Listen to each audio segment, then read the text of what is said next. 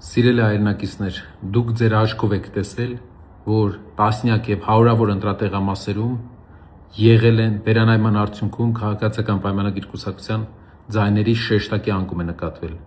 Դուք ձեր աչքով եք տեսել, թե ինչպես են զինվորներին ուղղորդված տանում ընտրությունների։ Դուք ձեր աչքով եք տեսել, թե ինչպես է պետական կառավարման մարմինների աշխատակիցներին ուղղորդում, որպեսզի քվեարկեն ՔՊ-ի օգտին։ Այս ամենը հաշվի առնելով, վաղը մենք դիմելու ենք կենտրոնական ընտրական հանձնաժողով, որպեսզի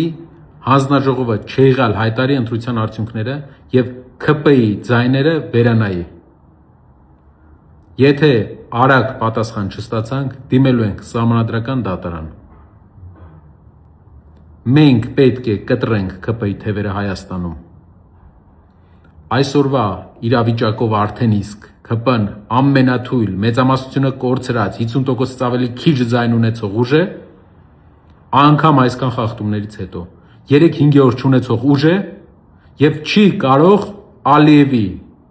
ցուցումով սահմանադրություն փոխել։ Բայց մենք գնալու ենք ավելի խորք, որպեսզի վերանայվի արդյունքները։